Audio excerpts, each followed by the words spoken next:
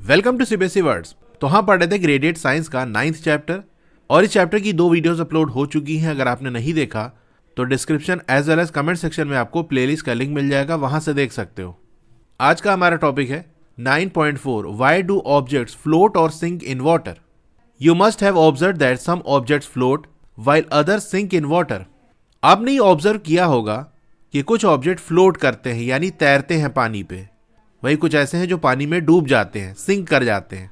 You may have notice that while washing rice husk particle present in the rice float on the surface of water while rice sink to the bottom of the container.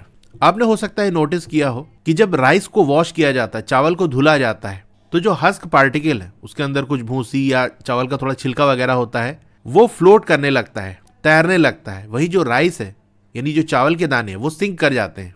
अगर ना देखा हो तो देख लेना, घर में चावल तो पकता ही होगा, उससे पहले उसे धुला जाता है। तो कैसे धुला जाता है? जब धुलते हैं तो जो उसकी गंदगी है, छिलका वगैरह, वो ऊपर की तरफ आ जाता है और राइस नीचे रह जाता है। फिर तिरछा करके पानी और उसके साथ जो ऊपर की तरफ गंदगी है वो गिरा देते हैं। इस तरह से राइस साफ हो जाता है। क्वेश्चन ये है, व्हाई डज दिस हैपन? ऐसा क्यों होता है कि राइस नीचे जाके बैठ गया, वही जो हस्क पार्टिकल्स हैं वो ऊपर आ गए। If you add oil to water it floats on water. अगर आप वाटर में ऑयल ऐड करो तो वाटर और ऑयल आपस में मिक्स नहीं होते, बल्कि जो ऑयल है वो पानी के ऊपर फ्लोट करता रहता है, तैरता रहता है। Generally it is believed that objects that float in a liquid are lighter and others that sink are heavier than the liquid. अब आमतौर से ऐसा बिलीव किया जाता है, ऐसा माना जाता है कि वो ऑब्जेक्ट जो कि लिक्विड पे फ्लोट करते हैं, तैरते हैं, वो लिक्विड से लाइटर होते हैं, हल्के होते हैं। वहीं ऐसे ऑब्जेक्ट जो कि लिक्विड से हैवी होते हैं वो उस लिक्विड के अंदर सिंक कर जाते हैं, डूब जाते हैं। लेकिन ये जो बिलीव किया जाता है इसके अंदर एक प्रॉब्लम है। ये हैवी और लाइट का मतलब क्या है? चलिए मैं आपको एक चीज पहले दिखाता हूं। अब ये 2 ऑब्जेक्ट मेरे पास है। लेफ्ट साइड में एक कटोरी है प्लास्टिक की और ये एक स्क्रू है जो कि आयरन का है, लोहे का है। चलो दोनों का वेट मेजर करते हैं। तो यहां से इसके मास की जो वैल्यू आ रही है वो 50 ग्राम है। अब इस आयरन नेल की बात कर लेते हैं तो ये 8 ग्राम आ रहा है। तो ये जो प्लास्टिक की कटोरी है इसका मास है 50 ग्राम और ये जो हमारा आयरन स्क्रू है इसका मास है 8 ग्राम। तो कौन हैवी है? ऑब्वियसली ये जो कटोरी है ये हैवी है क्योंकि इसका मास ज्यादा है। तो आपको क्या लगता है, अगर इन दोनों को मैं वाटर में डालूं तो कौन फ्लोट करेगा? चलो देखते हैं। पहले ये आयरन स्क्रू हम डालते हैं, देख सकते हो तो नीचे चला गया, सिंक कर गया, डूब गया। अब इस कटोरी को डालते हैं तो ये कटोरी तो फ्लोट कर रही है, ये तो तैर रही है। मतलब कटोरी जो कि हैवी है वो फ्लोट कर रही है, तैर रही है, और जो आयरन स्क्रू है जिसका मास कम है, वो लाइटर है, कम हैवी है, वो सिंक कर गया। तो ये क्या हुआ? तो इसका मतलब सिर्फ मास देख के हम ये डिसाइड नहीं कर सकते कि कौन सी चीज फ्लोट करेगी और कौन सी सिंक हो जाएगी। मास तो देखेंगे ही, लेकिन उसके साथ साथ एक और चीज है जो कि इंपॉर्टेंट है। तो यहां से आपको ये तो बात समझ में आ गई होगी कि सिर्फ मास देख के हम ये डिसाइड नहीं कर सकते कि कौन सा ऑब्जेक्ट फ्लोट करेगा, कौन सा सिंक करेगा। तो यहां पर जो हैवी और लाइट लिखा हुआ उसका मतलब क्या है? देखो, उसका मतलब ये है कि अगर हम क्वांटिटी सेम रखें तो अगर क्वांटिटी सेम हम लें तो फिर हम वहां कंपेयर कर सकते हैं कि कौन सा ऑब्जेक्ट लाइट है, कौन सा हैवी है। फॉर एग्जाम्पल, एक पॉलिथीन के अंदर राइस है, मान लो 1 किलो चावल इस पॉलिथीन के अंदर है, और वहीं एक बड़ा सा बैग है, बड़ी सी बोरी है जहां पर 60 केजी राइस भरा हुआ है। इधर इस पॉलिथीन के अंदर 1 केजी राइस है।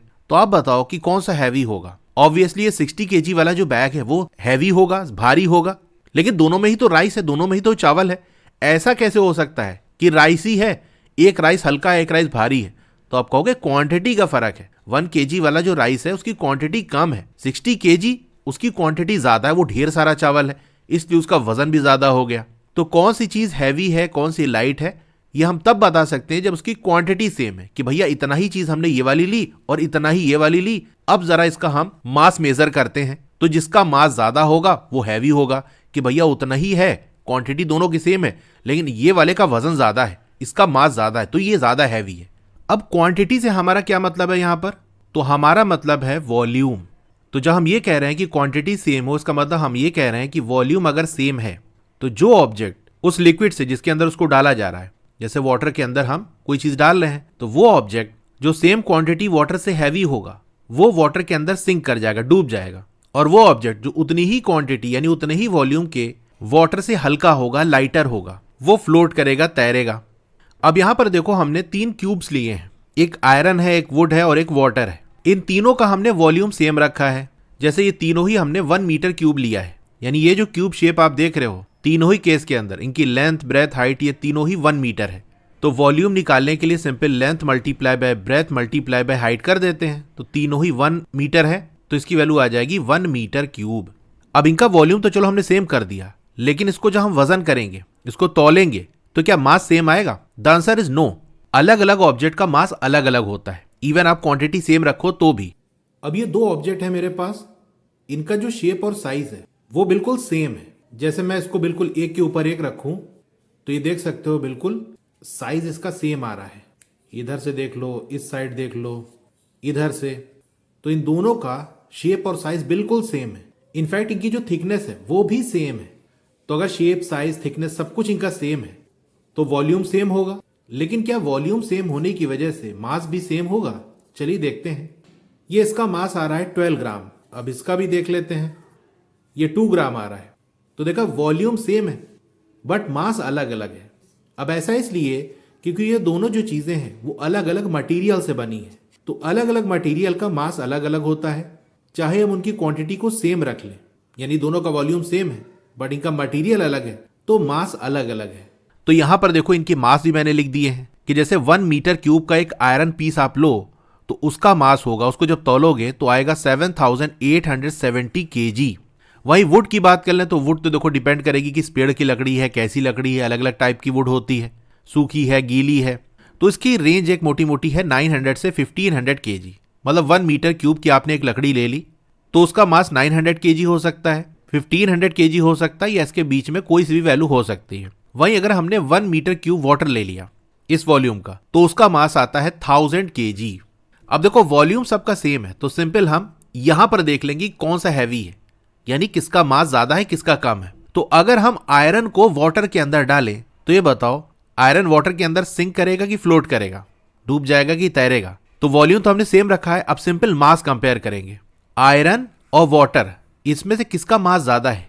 जिसका मास ज्यादा होगा वो ज्यादा हैवी होगा। तो आप देख रहे हो आयरन का मास ज्यादा है, ये 7870 kg है। वहीं वाटर का जो मास है वो 1000 kg है। तो उतना ही क्वांटिटी हमने आयरन और वाटर लिया तो आयरन वाटर से हैवी है। तो अगर वाटर से हैवी है तो सिंक कर जाएगा, डूब जाएगा, भारी चीज नीचे आ जाएगी।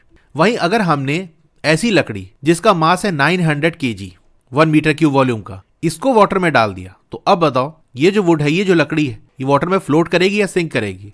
तो यहां भी सिंपल आप मास को कंपेयर कर लो कि उतनी ही क्वांटिटी हमारे पास वुड और वाटर है। वुड का जो मास है वो 900 kg है और वाटर का 1000 kg है। तो वाटर ज्यादा हैवी है, मतलब वुड क्या है, लाइटर है, हल्का है। तो ये लकड़ी क्या करेगी, वाटर पे तैरेगी।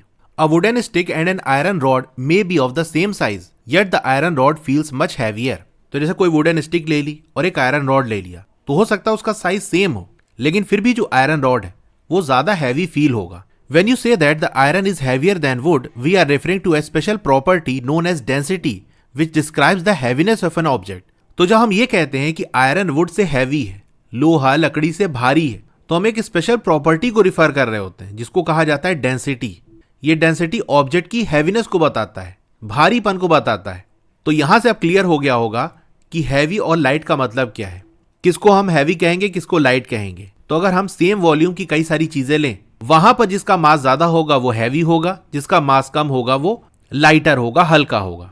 तो मतलब हैवीनेस बताने के लिए यानी उसकी डेंसिटी बताने के लिए 2 फैक्टर रिस्पॉन्सिबल हैं, एक तो उसका वॉल्यूम, दूसरा उसका मास। अब ऐसा हो सकता है और जनरली ऐसा होता ही है कि जो ऑब्जेक्ट्स आप ले रहे हो उनके वॉल्यूम सेम ना हो। अब मास भी अलग है, वॉल्यूम भी अलग है, तो कैसे कंपेयर करेंगे? तो वहां पर डेंसिटी का एक फॉर्मूला बनाया गया जिसका हम यूज करेंगे। वो पर यूनिट वॉल्यूम के हिसाब से आपको बता देगा कि इसका मास क्या होगा। However, the density of a substance is not the only factor that decides whether it will float or sink in a particular liquid. अब किसी सब्सटेंस की जो डेंसिटी है सिर्फ अकेले वो नहीं डिसाइड करेगी कि वो जो ऑब्जेक्ट है वो किसी लिक्विड के अंदर फ्लोट करेगा या सिंक करेगा। और भी चीजें होती हैं, जैसे सरफेस टेंशन हो गया, वो जो ऑब्जेक्ट है उसका शेप क्या है, इस पे भी कभी कभी चीजें डिपेंड कर जाती हैं। फॉर एग्जाम्पल, जो आयरन है, लोहा है, वो पानी में डूब जाता है, लेकिन उसी आयरन की जब हम शिप बनाते हैं तो वो फ्लोट करती रहती है, तैरती है। तो वहां पर एक और कॉन्सेप्ट आता है एवरेज डेंसिटी का। अभी तो जस्ट आपको डेंसिटी के बारे में बताया जा रहा है, आगे चल के इसके बारे में जानोगे, इसीलिए उसकी डिटेल यहाँ पर नहीं दी है। जस्ट एक आइडिया दे दिया है कि हाँ भैया सिर्फ डेंसिटी ही डिसाइड नहीं करेगी कि कोई ऑब्जेक्ट फ्लोट करेगा या सिंक करेगा। लेकिन अभी के लिए एकदम बेसिक लेवल पे हम डेंसिटी से ही बताएंगे कि कोई ऑब्जेक्ट फ्लोट करेगा या सिंक करेगा। Let us explore further. 9.5 what is density? ये डेंसिटी क्या है? Imagine a crowded bus where many people are packed together. This is an example of high density, whereas the same bus with only a few people is an example of low density. अब imagine करो कि एक बस है जो बड़ी ही crowded है, एकदम भीड़ है, उसके अंदर बहुत सारे लोग भरे हुए हैं, एकदम पैक है, तो ये एग्जाम्पल है हाई डेंसिटी का। यानी हम कहेंगे उस बस की जो डेंसिटी है वो ज्यादा है। वहीं अगर उसी बस के अंदर कम लोग होंगे तो ये एग्जाम्पल है लो डेंसिटी का। यानी बस वही है तो बस की कैपेसिटी वही होगी कि भैया इतनी जगह है बस के अंदर। अब अगर उतनी ही जगह के अंदर ज्यादा लोग होंगे तो हम कहेंगे डेंसिटी ज्यादा है, अगर उतनी ही जगह के अंदर लोग कम होंगे तो हम कहेंगे डेंसिटी कम है। Similarly a forest where trees grows close to each other is called a dense forest. इसी तरह से वो फॉरेस्ट जहां जो ट्रीज एक दूसरे से करीब करीब ग्रो होते हैं उसको हम कहते हैं डेंस फॉरेस्ट, यानी घना जंगल। तो यहाँ साइड में इमेज देख सकते हो, बहुत ढेर सारे पेड़ बिल्कुल अगल बगल लगे हुए हैं। But if the trees are far apart it is consider less dense. वहीं अगर ट्रीज दूर दूर है, जैसे ये फिगर 9.10 बी में है, यहाँ देखो ट्रीज थोड़ी गैप गैप पे है, दूर दूर है, तो हम कहेंगे ये जो फॉरेस्ट है वो कम डेंस है, कम घना है। ये वर्ड आप सुनते होगे, बड़ा घना जंगल है। घना जंगल मतलब उस जंगल के अंदर बहुत ढेर सारे पेड़ हैं, एकदम करीब करीब ठुसे हुए हैं। और अगर ट्रीज दूर दूर होंगे तो हम कहेंगे वो कम डेंस है, कम घना है। ये तो एक बेसिक आइडिया हो गया जो जनरल टर्म्स में हम डेंसिटी का यूज करते हैं। How do scientist define density? अब जो साइंटिस्ट लोग हैं वो डेंसिटी को कैसे डिफाइन करते हैं, चलिए इसके बारे में जानते हैं। Let us find out. We have learned that matter is anything that possesses mass and occupy space, that is volume. अब हमने ये पढ़ा है कि मैटर क्या है? हर वो चीज जिसके पास कोई मास हो और वो कोई स्पेस ऑक्यूपाई करे, यानी volume. Density is defined as the mass present in a unit volume of that substance. अब डेंसिटी को हम ऐसे डिफाइन करते हैं कि कितना मास प्रेजेंट है उस सब्सटेंस का यूनिट वॉल्यूम के अंदर। यूनिट वॉल्यूम मतलब 1। वॉल्यूम की बहुत सारी यूनिट होती है, centimetre cube, millimetre cube, decimetre cube, litre, millilitre. तो कोई सा भी आप यूनिट यूज करो लेकिन वो 1 होना चाहिए। तो जैसे कोई सब्सटेंस आपने लिया और उसकी क्वांटिटी नहीं, उसका वॉल्यूम जो आपने लिया वो है 1 सेंटीमीटर क्यूब, या आपने ले लिया 1 मीटर क्यूब, या आपने ले लिया 1 लीटर, या आपने ले लिया 1 मिलीलीटर। तो कोई से भी आप क्वांटिटी में वॉल्यूम ले लो। अब इसका आप मास मेजर कर लो कि भैया ये जो इतनी क्वांटिटी हमने ली है, इतने वॉल्यूम का ये सब्सटेंस लिया है, इसका मास क्या है? तो वो जो मास है ना वो बताएगा डेंसिटी। यानी अगर कोई सब्सटेंस आपने 1 सेंटीमीटर क्यूब वॉल्यूम का ले लिया, उसका मास जब आपने मेजर किया तो आया 12 ग्राम, तो उसकी डेंसिटी हो जाएगी 12। क्योंकि डेंसिटी हमको क्या बता रही है कि यूनिट वॉल्यूम वो सब्सटेंस का मास क्या है। 1 सेंटीमीटर क्यूब यानी यूनिट वॉल्यूम का मास आ रहा है 12 gram. The density of a substance may be expressed mathematically using the formula. अब सब्सटेंस की डेंसिटी को हम मैथमेटिकल फॉर्मूला से एक्सप्रेस कर सकते हैं। तो डेंसिटी इक्वल क्या होगा? Mass upon volume. यानी मास को अगर वॉल्यूम से डिवाइड कर दो तो डेंसिटी की वैल्यू मिल जाएगी। क्योंकि जैसे मैंने आपको बताया कि जरूरी नहीं कि वॉल्यूम आपको 1 यूनिट ही मिले, लेकिन 1 यूनिट के हिसाब से आपको बताना है तो ये फॉर्मूले का यूज कर सकते हो। जैसे मान लो कोई ऑब्जेक्ट है, उसका मास आपको दिया है 50 ग्राम और उसका जो वॉल्यूम है वो है 2 सेंटीमीटर क्यूब। अब यहाँ वॉल्यूम तो यूनिट है नहीं, तो क्या करें? इसी फॉर्मूले में पुट कर दो। मास की वैल्यू है 50 ग्राम तो हमने रख दिया 50 ग्राम। वॉल्यूम की वैल्यू है 2 सेंटीमीटर क्यूब तो हमने 2 सेंटीमीटर क्यूब रख दिया। 50 को 2 से डिवाइड करेंगे आ जाएगा 25। ऊपर ग्राम है, नीचे सेंटीमीटर क्यूब, तो ग्राम पर सेंटीमीटर क्यूब। अभी नंबर पे ही ध्यान दो तो डेंसिटी आ गई 25। मतलब अगर 2 सेंटीमीटर क्यूब वॉल्यूम आपने लिया है तो मास आ रहा है 50 ग्राम, तो 1 सेंटीमीटर क्यूब मतलब 2 से 1 किया, आधा कर दिया तो 50 को आधा कर दिया, 25 हो गया।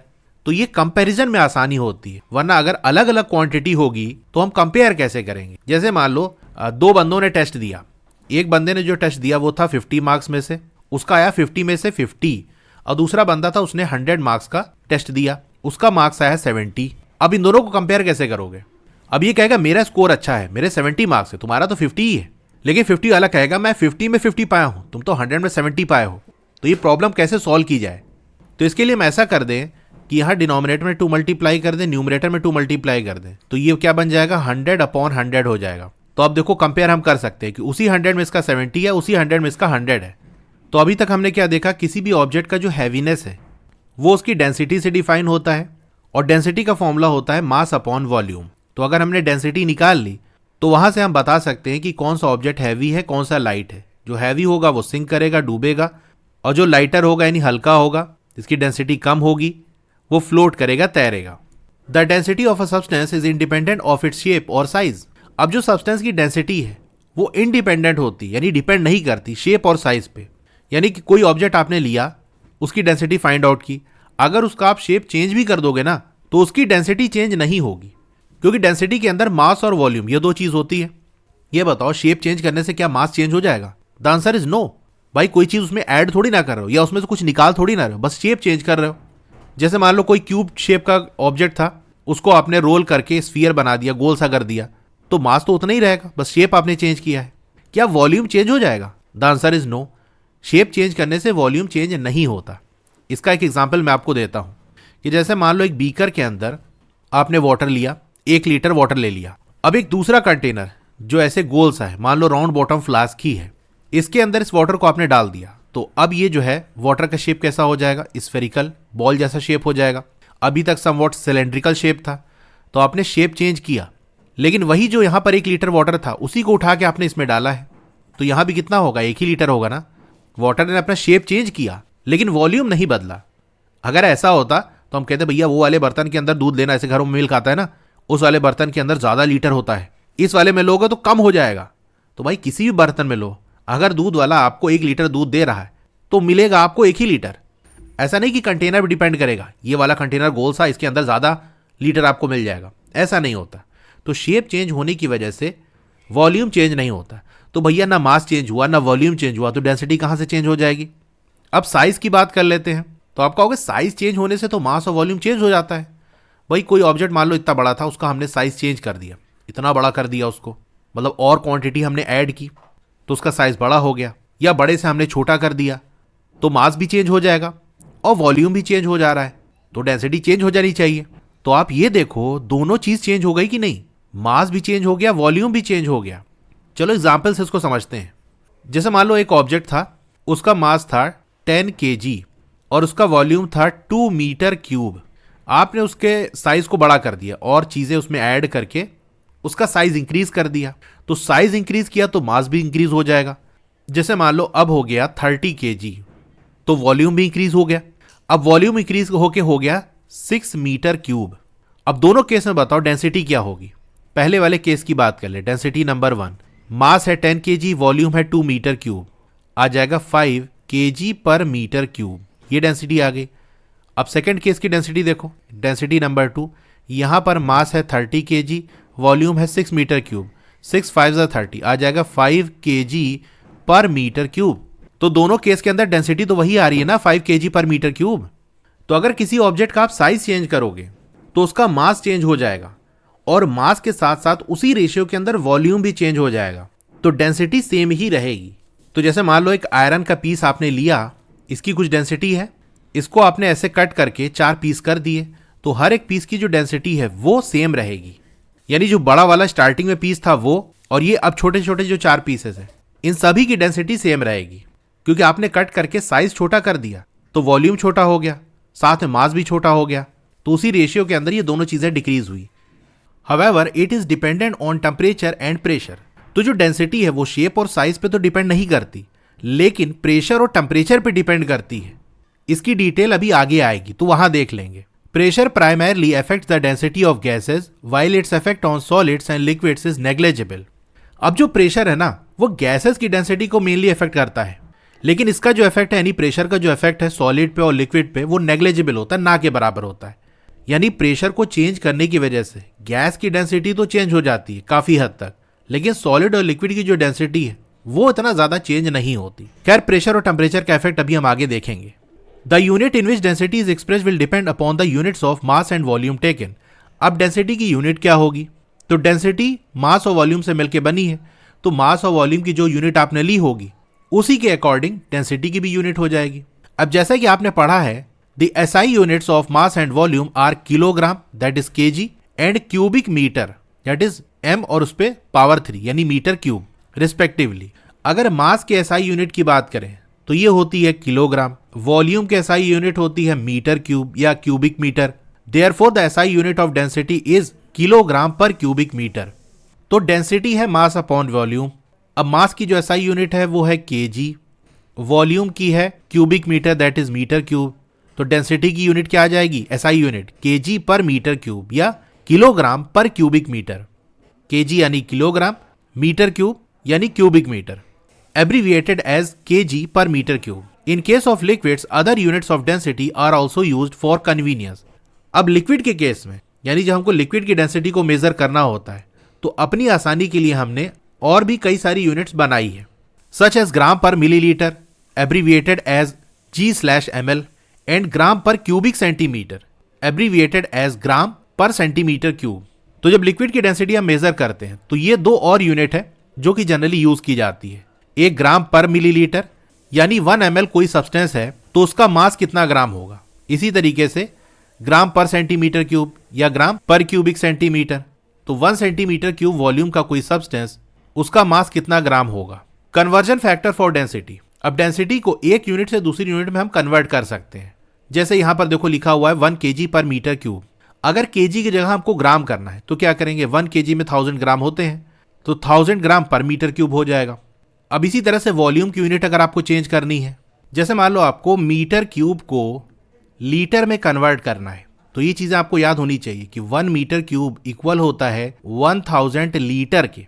तो अगर मीटर क्यूब की जगह लीटर करोगे तो देखो केजी को हमने 1000 ग्राम कर लिया था, अब 1 मीटर क्यूब को 1000 लीटर से रिप्लेस कर दिए, तो यहां से 2 जीरो चला जाएगा, यहां से 2 जीरो चला जाएगा, क्योंकि स्लैश लगा है ना, मतलब ऐसे लिखा हुआ है 1000 ग्राम अपॉन 1000 लीटर। तो ये 1000 से 1000 कैंसिल आउट हो गया, तो आ गया ग्राम पर लीटर, मतलब 1 kg पर मीटर क्यूब ये इक्वल होता है 1 ग्राम पर लीटर के। तो ये आ गया। अब लीटर को आपको मिलीलीटर में कन्वर्ट करना है, तो 1 लीटर के अंदर 1000 मिलीलीटर होता है, तो हो जाएगा 1 ग्राम पर 1000 मिलीलीटर।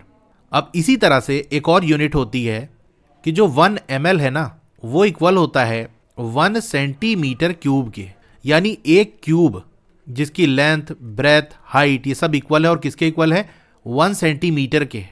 तो इस क्यूब का जो वॉल्यूम होगा वो होगा 1 ml। तो यहां 1000 ml है, अब ml को हमको सेंटीमीटर क्यूब में बदलना है, तो 1000 ml का 1000 सेंटीमीटर क्यूब हो जाएगा। तो ये ऐसे आ गया, ठीक है। तो ये चीजें जो मैंने आपको लिखाई है कि 1 मीटर क्यूब इक्वल होता है 1000 लीटर के, और यहां पर 1 ml इक्वल होता है 1 सेंटीमीटर क्यूब के, ये सारी चीजें आप याद रखना। जब यूनिट कन्वर्ट करनी होती है ना, तो इसका बड़ा यूज होता है। इसी तरह से 1 लीटर इक्वल होता है 1 डेसीमीटर क्यूब के, ये भी इंपॉर्टेंट है। तो ये 3 बेसिकली आप याद रखना।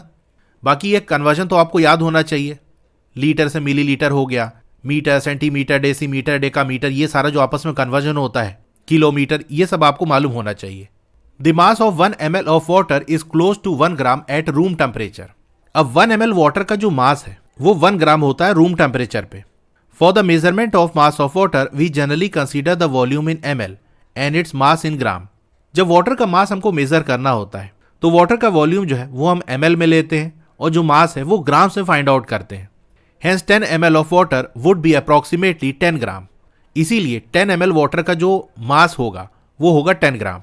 भाई 1 ml वाटर का 1 ग्राम, 10 ml का 10 ग्राम, 100 ml का 100 ग्राम, 1000 ml का 1000 ग्राम हो जाएगा। 1000 ml मतलब 1 लीटर, तो इक्वल हो जाएगा 1000 ग्राम मतलब 1 kg। तो 1 लीटर वाटर अगर आपने लिया तो उसका जो मास है वो लगभग 1 kg होता है। Similarly 100 ml of water would be approximately 100 ग्राम। तो ये मैंने बता दिया आपको। Suppose the mass of an aluminium block is 27 gram and its volume is 10 centimeter cube. Its density is 2.7 gram per centimetre cube.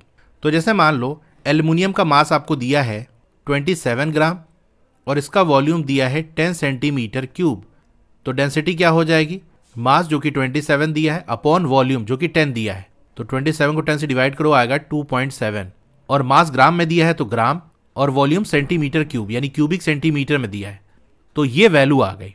इस तरह से आप फाइंड आउट कर सकते हो। From this it can be said that aluminium is 2.7 times denser then water.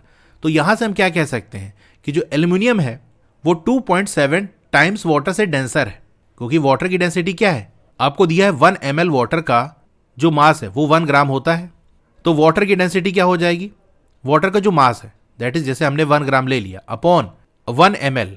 अच्छा, ये मैंने आपको बताया था कि 1 ml इक्वल होता है 1 सेंटीमीटर क्यूब के, तो 1 ml की जगह हम 1 सेंटीमीटर क्यूब रख देते हैं, तो आ जाएगी डेंसिटी 1 ग्राम पर सेंटीमीटर क्यूब।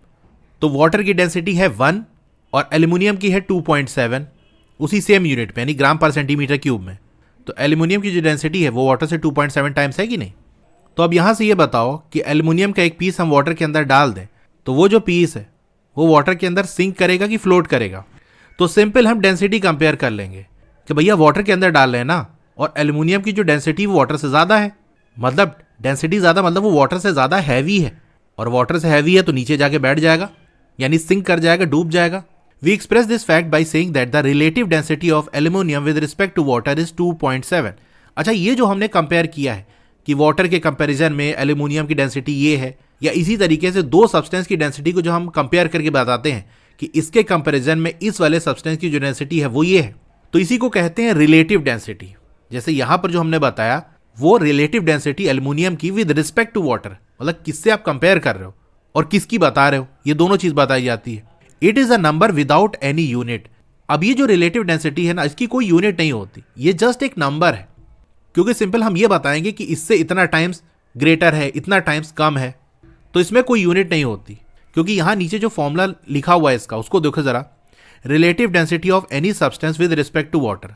किसी भी सब्सटेंस की जो रिलेटिव डेंसिटी है वाटर के रिस्पेक्ट में, तो उसका फॉर्मूला क्या होगा, ये इक्वल होगा डेंसिटी ऑफ दैट सब्सटेंस। जिस सब्सटेंस की आपको रिलेटिव डेंसिटी बतानी है वो सब्सटेंस की density divided by density of water at that temperature. उसी टेम्परेचर पे वाटर की जो डेंसिटी है, यानी जिस सब्सटेंस की आपको रिलेटिव डेंसिटी बतानी है उस सब्सटेंस की सिंपल जो डेंसिटी है वो आप लिख दो। फिर किसके रिस्पेक्ट में बात करो, जैसे वाटर के रिस्पेक्ट में आपको बतानी है तो वाटर की डेंसिटी आप लिख दो उसी टेम्परेचर पे। तो ऊपर भी देखो डेंसिटी है, नीचे भी डेंसिटी है। तो जैसे मान लो आपने उस सब्सटेंस की डेंसिटी ग्राम पर सेंटीमीटर क्यूब में ली और नीचे वाटर की डेंसिटी इसको भी ग्राम पर सेंटीमीटर क्यूब में ले ली, तो ये दोनों कैंसिल आउट हो जाएगा कि नहीं। जैसे ऊपर 2 और नीचे 2, तो 2 और 2 कैंसिल होता है, उसी तरह से दोनों की यूनिट कैंसिल आउट हो जाएगी, तो कुछ यूनिट बचेगा नहीं, सिंपल नंबर आपको मिलेगा। अब चलो एक क्वेश्चन मैं आपको देता हूं।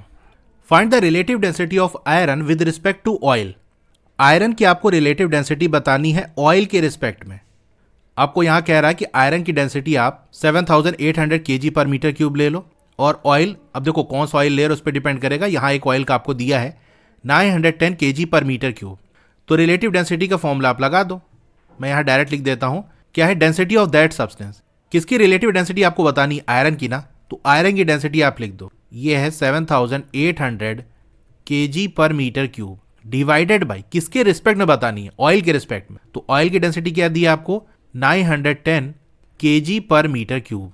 अब देखो यूनिट तो कट जाएगी, kg पर मीटर क्यूब चला गया, kg पर मीटर क्यूब चला गया, 0 0 चला गया। 780 को 91 से डिवाइड कर लो तो ये अप्रॉक्सीमेटली 8.5 आ जाएगा। तो 8.5 क्या बता रहा है कि आयरन की जो डेंसिटी है वो ऑयल से 8.5 टाइम्स ज्यादा है। तो ऐसे क्वेश्चन पूछा जा सकता है। तो ये सिंपल सा फॉर्मूला है, वैल्यू पुट करी आंसर आ गया। Think like a scientist. Have you noticed that some packets of ghee or oil are labeled with the volume of 1 liter but a weight of only say 910 grams?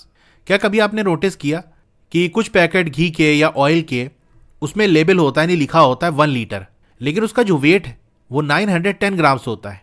What does this tell us about the density of oil and is it less or more than that of water? तो ये oil की density के बारे में क्या बताता है। तो भाई डेंसिटी कैसे निकलेगी, जैसे मास उसका दिया हुआ है 910 ग्राम्स डिवाइडेड बाई वॉल्यूम क्या दिया है 1 लीटर, तो 1 लीटर आ गया, तो डेंसिटी आ जाएगी 910 ग्राम्स पर लीटर।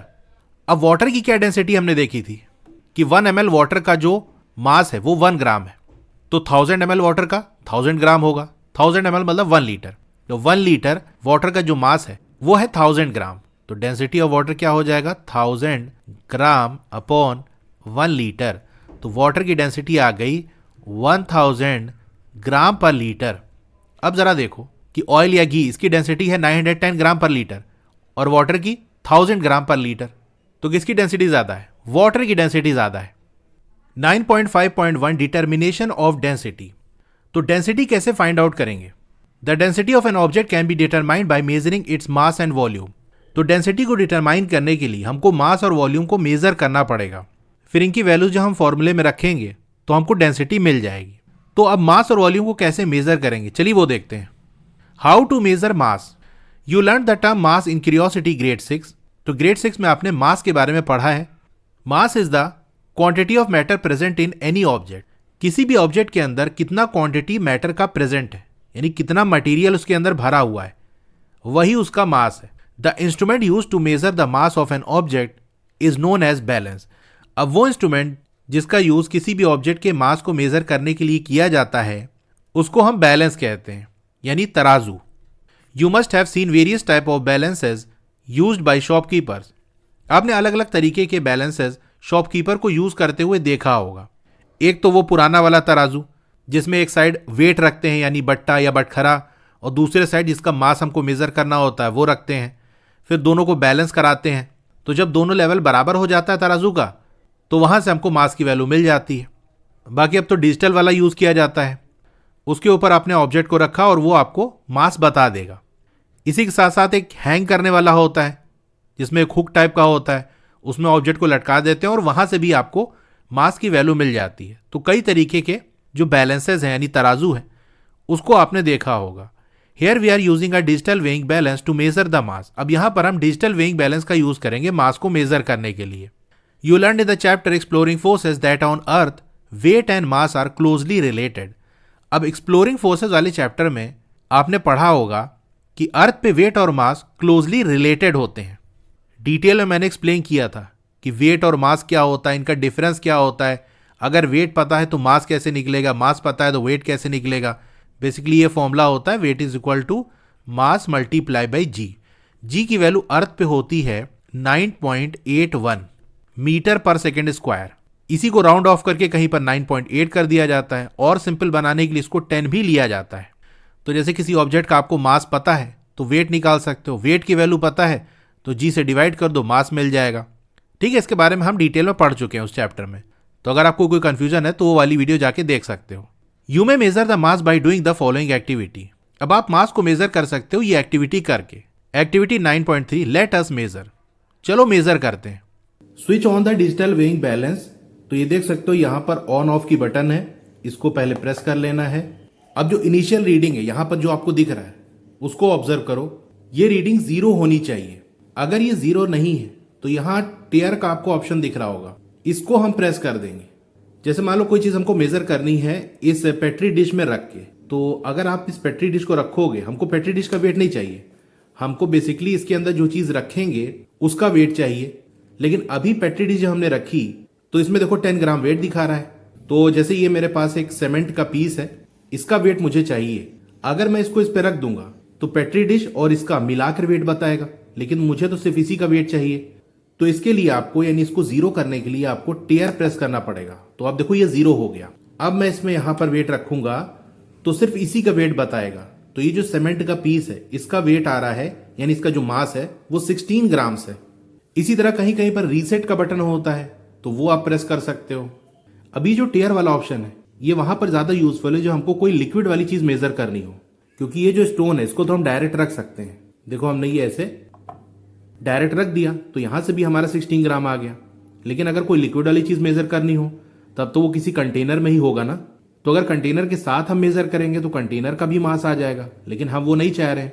तो हम क्या करेंगे, पहले हम कंटेनर रख देंगे, उसके बाद टेयर दबा के 0 कर लेंगे, फिर जो भी लिक्विड डालना होगा उसको डालेंगे तो सिर्फ लिक्विड का ही वेट अब लेगा। तो ये पूरा मैंने आपको बता दिया किस तरीके से आपको मास मेजर करना है डिजिटल वेइंग बैलेंस का यूज करके। You may also use other type of balance available in your school. अगर आपके स्कूल में कोई दूसरे तरीके का बैलेंस अवेलेबल है तो उसका भी यूज कर सकते हो। अब यहाँ एक नोट पॉइंट है, the mass of a liquid may be measured by replacing the watch glass with a beaker and pouring the desired amount of liquid into it. अगर किसी लिक्विड का मास आपको मेजर करना है तो वॉच ग्लास की जगह आप बीकर का यूज कर लो। कैसे मेजर करेंगे मैंने आपको बता ही दिया। A step further, as mentioned in chapter 5, the words mass and weight are often used interchangeably in everyday language. अब जैसा कि हमने चैप्टर 5 में पढ़ा है कि ये दो जो टर्म है यानी मास और वेट, ये कॉमन लैंग्वेज के अंदर इंटरचेंजेबली यूज होते हैं। यानी मास और वेट को एक ही सेंस में यूज कर लेते हैं। जैसे तुम्हारा वेट क्या है तो केजी में बता दिया, हालांकि वेट तो न्यूटन में होता है, मास को हम केजी या ग्राम्स में बताते हैं। लेकिन कॉमन लैंग्वेज के अंदर हम इस तरह से यूज कर लेते हैं कि अगर मास पूछा जाए तो भी वही हम केजी या ग्राम में बता देते हैं, वेट पूछा जाए तो वो भी केजी या ग्राम के अंदर बता देते हैं। But they have different meaning in science. लेकिन साइंस के अंदर इनकी मीनिंग डिफरेंट है, which can sometimes cause confusion, जिसकी वजह से कभी कभी कंफ्यूजन हो जाती है। जैसे मान लो किसी ने वेट लिख दिया 30 kg। अब कंफ्यूजन हो जाएगा, यार केजी लगा है, ये तो मास होना चाहिए, वेट कैसे लिखा हुआ है? तो साइंस के अंदर प्रॉपरली डिफाइन है कि भैया ये वेट है और ये मास है। Mass is the quantity of matter present in an object और अ सब्सटेंस। मास क्या है? किसी भी ऑब्जेक्ट के अंदर या किसी भी सब्सटेंस के अंदर मैटर की कितनी क्वांटिटी है। जैसे मान लो ये हमारे पास एक ग्लास है, इसके अंदर आधा वाटर भरा हुआ है, तो इसकी क्वांटिटी कम है, मास भी कम है। अगर इसको हम पूरा फुल कर दें तो क्वांटिटी बढ़ गई, मास भी बढ़ गया। तो मास बेसिकली क्वांटिटी बताता है। इट्स यूनिट्स आर ग्राम, जिसको शॉर्ट में हम जी लिखते हैं, किलोग्राम यानी केजी। तो मास की यूनिट ग्राम हो गई, किलोग्राम हो गई, ये सब होती है। On the other hand, weight is the force by which the earth attracts an object और अ सब्सटेंस टुवर्ड्स इटसेल्फ। वही जो वेट है ये एक तरह की फोर्स है। कौन सी फोर्स? जिस फोर्स से अर्थ किसी भी ऑब्जेक्ट को अट्रैक्ट करता है या किसी भी सब्सटेंस को अट्रैक्ट करता है, अपनी तरफ खींचता है। जिस ताकत से अर्थ अपनी तरफ उस ऑब्जेक्ट को खींचेगी, वही जो फोर्स है उसको हम वेट कहते हैं। And it is measured in Newton's, जिसको हम कैपिटल एन से डिनोट करते हैं। अब वेट क्योंकि एक फोर्स है और फोर्स की जो एसआई यूनिट होती है वो न्यूटन होती है, तो वेट की भी एसआई यूनिट क्या होगी? न्यूटन होगी। Most balances except 2 pan balances like in figure 9.13 actually measures weight, but their scales are marked in mass unit, so they show value in grams और kilograms। अब बहुत से बैलेंसेस ये एक्चुअली वेट को major करते हैं, यानी ज्यादातर जो बैलेंस है, ज्यादातर जो तराजू है वो वेट को मेजर करता है। एक्सेप्ट 2 pan बैलेंस, सिर्फ जो 2 पैन वाला बैलेंस होता है ना, यानी वो तराजू, इसमें आपको 2 पैन दिखेंगे, एक में हम बटखरा रखते हैं और दूसरे में ऑब्जेक्ट रखते हैं। तो वो वाले जो तराजू होते हैं सिर्फ वो मास मेजर करते हैं। जैसे यहां पर एक आपको बना हुआ है, तो इसमें 2 पैन है ना, एक साइड आप वेट रखोगे यानी जो बटखरा वगैरह होता है, और दूसरी साइड जिसका आपको मास मेजर करना है वो रखते हो, तो सिर्फ वहां पर मास आपको मिलेगा। अदरवाइज जो भी बैलेंसेस हैं वो वेट मेजर करते हैं। लेकिन उनकी जो स्केल है यानी जो रीडिंग आपको मिलेगी वो मास यूनिट में मिलेगी, यानी केजी में या ग्राम में। तो जैसे जो वेइंग मशीन मैंने आपको दिखाई वो एक्चुअली वेट मेजर करती है, लेकिन वैल्यू आपको ग्राम्स में दे रहा है। तो होता यह है कि जो डिजिटल वेइंग मशीन है वो वेट को मेजर करती है, फिर उसके अंदर जो सॉफ्टवेयर डला होता है वो उस वेट को मास में कन्वर्ट कर देता है कि वेट में जो वैल्यू उसको मिली उसको जी से डिवाइड कर देगा, तो आपको मास मिल जाएगा। यानी मास का फॉर्मूला क्या होता है? वेट डिवाइडेड बाई जी। तो जैसे आपने डिजिटल बैलेंस पे कोई ऑब्जेक्ट रखा, उसका वेट है 981 न्यूटन और जी की वैल्यू है 9.81, तो ये उस मशीन के अंदर ऑटोमेटिक कैलकुलेशन हो जाती है कि भैया यहां से डॉट हटा, ऊपर 100 आ गया, 981 कट गया, तो वैल्यू आ गई 100 kg। यानी आपको जो शो करेगा वो 100 kg शो करेगा। उसको रीडिंग मिली 981, उसने फॉर्मूले का यूज करके इसको मास में कन्वर्ट कर दिया। तो यही बात यहाँ कह रहा है कि ज्यादातर जो बैलेंसेस होते हैं, जैसे जो आपका डिजिटल बैलेंस है, वो मेजर तो वेट करता है, लेकिन उसके अंदर ऐसा सॉफ्टवेयर होता है जो इस फॉर्मूले को यूज करके मास में कन्वर्ट कर देता है, फिर यही मास वाली जो वैल्यू है वो आपको दिखती है। खैर, इसके बारे में हमने फोर्स वाले चैप्टर में डिटेल में डिस्कस कर लिया है। तो मास कैसे मेजर करते ये हमने सीख लिया। चलिए इस वीडियो को हम यहीं तक रखते हैं, जो बचा हुआ पोर्शन है वो नेक्स्ट वीडियो के अंदर कंप्लीट हो जाएगा। क्लास 8 की और वीडियो देखना चाहते हो तो इस तरह से आपकी वीडियो चली होगी। पहले वीडियो को लाइक कर लो, चैनल को सब्सक्राइब कर लो, मोर पे क्लिक कर देना है, फिर से मोर पे क्लिक कर देना है, तो आपका डिस्क्रिप्शन ओपन हो जाएगा। यहाँ पर आपको मेरे व्हाट्सएप चैनल का लिंक मिल जाएगा, उसको ज्वाइन कर लोगे तो आपको लेटेस्ट अपडेट मिलती रहेगी। डोंट वरी, आपका नाम और फोन नंबर किसी को भी विजिबल नहीं होगा। फिर क्लास 8 की बेस्ट बुक का लिंक मैंने दे दिया है, इस लिंक पे क्लिक करके यहाँ से परचेज कर सकते हो। अब अगर आपको स्टडी मटेरियल चाहिए, जैसे नोट्स हो गया, एक्सरसाइज के सॉल्यूशन हो गया, तो मेरी वेबसाइट विजिट कर सकते हो। और नीचे आओगे तो क्लास 8 मैथ्स की चैप्टर वाइज प्लेलिस्ट मिल जाएगी। जिस चैप्टर की वीडियो देखनी है उसके साथ में जो लिंक है उस पर आप क्लिक करोगे तो उस चैप्टर की प्लेलिस्ट ओपन हो जाएगी। और नीचे आओगे तो और भी जो सब्जेक्ट्स हैं उनकी प्लेलिस्ट का लिंक मिल जाएगा। Okay, thank you.